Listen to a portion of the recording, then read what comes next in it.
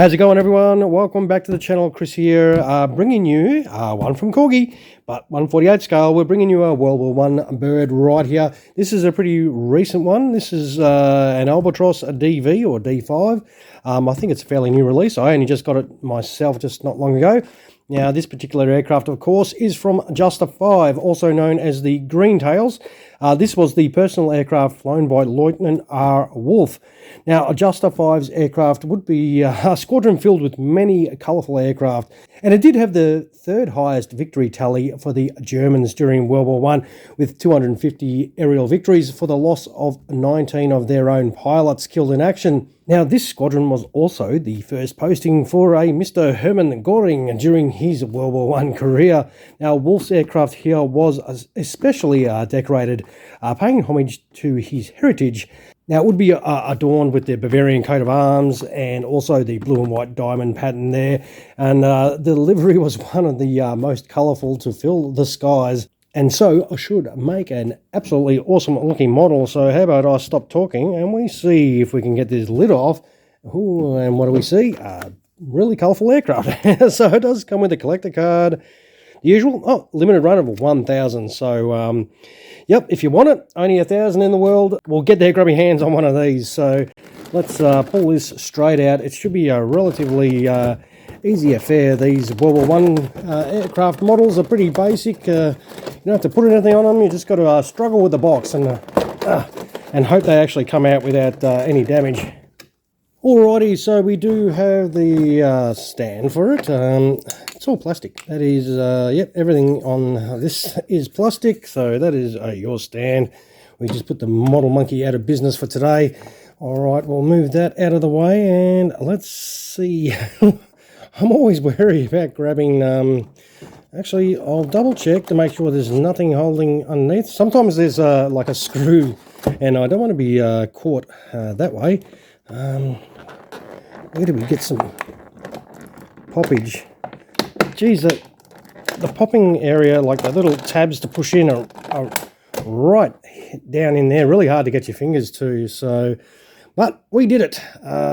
Oh, jeez. Oh, it's tight too. Jeez. All right. Man, this does look pretty cool though. This is going to be worth it if we can get it out. All right, let's get stuck into this. Wow, this does look absolutely awesome. There is a Mr. Wolf sitting in the back there in the cockpit, chilling back. So let us check him out first. And there is some nice usual detail there. You can see the cool radiator detail. We'll jump straight into the engine and have a little look there.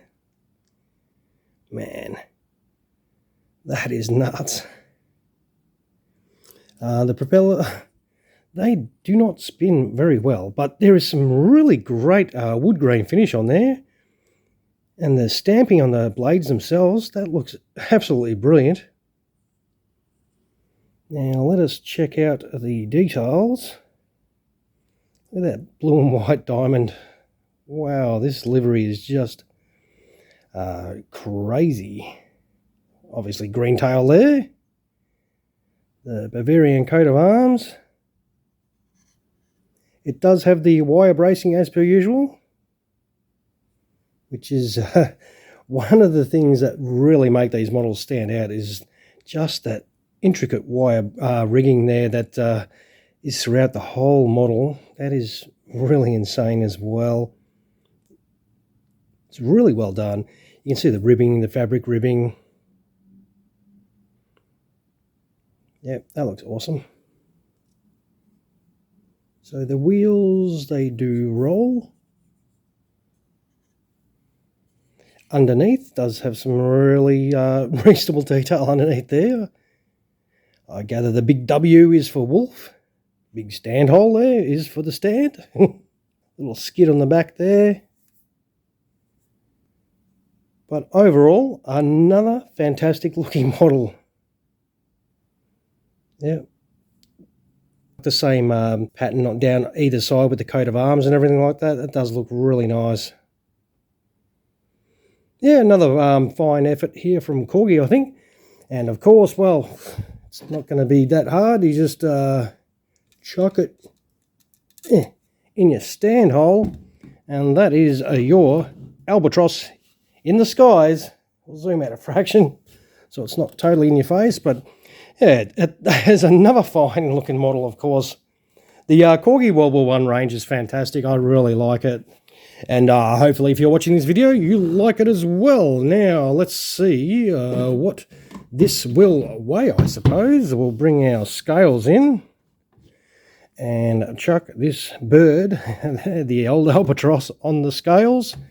And we do have 203 grams. So, yeah, look for the size and, you know, the weight is pretty good. It's a fairly solid model as well. Like feels solid. It doesn't feel fragile, and you can sit on the landing gear if you want and move it around.